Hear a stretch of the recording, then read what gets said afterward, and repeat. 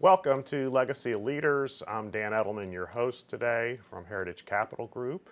Legacy of Leaders, we talk with leaders in the community who are giving back to the community and making a difference in Jacksonville. And today I have Valerie Callahan, the Executive Director of Gabriel House of Care. Valerie, thank you for being with us today. Oh, it's my pleasure. My pleasure. I know you and I go way, way back in the business community. You started out as a banker and then made this switch into the nonprofit arena. So talk to us a little bit about what made you make that switch to give back to the community and how that has impacted you as a leader in the community. I was in banking for a long time, 30 years almost, 25 years. I enjoyed corporate life in banking, but my role in banking was public relations and customer service.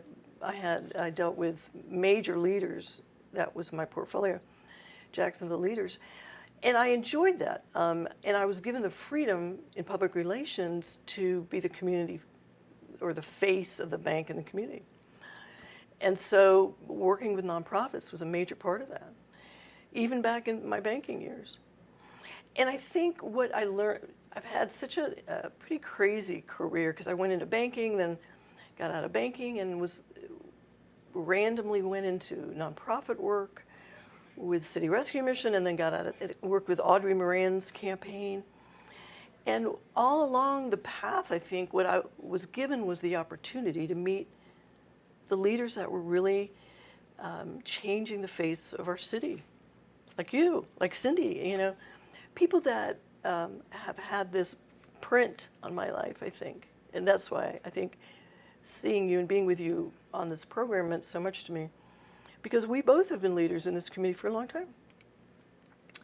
What I think I've been with Gabriel House now 12 years. And what I think the impact we deal with, we're on the Mayo Clinic campus, we're their hospitality house for organ transplant and cancer patients. So we deal with the most vulnerable patients. And what you learn in the nonprofit world that I don't think you learn as powerfully in corporate is every day you're grateful because you're dealing with the most vulnerable patients. And it gives you a sense of gratitude and humility. And I think that is the power of nonprofit work, especially as business people. So, I didn't come from a nonprofit background, which I'm grateful for.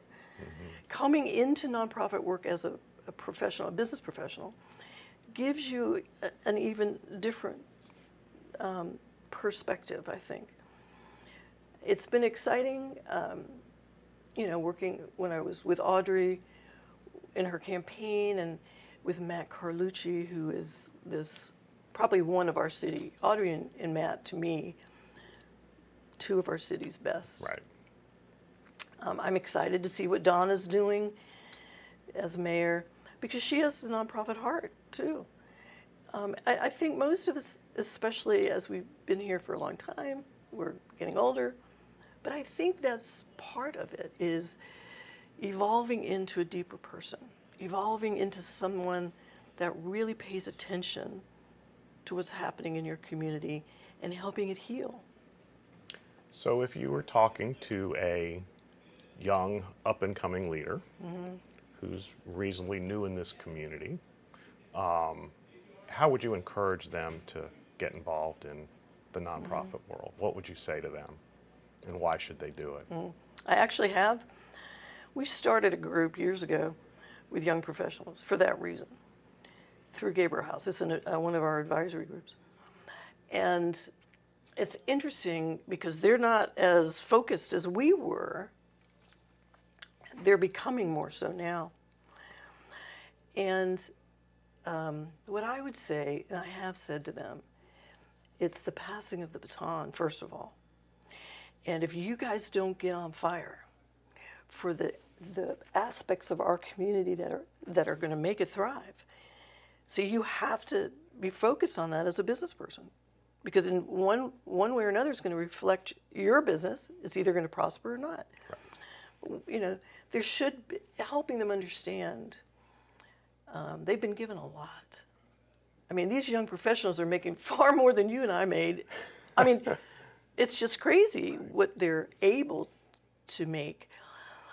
But using that for good is a whole different ballgame. You can have a lot of toys, but if you're not giving back to your community, and that is the biggest issue I see too, is how do we pass the baton to these younger people and teach them how to walk it?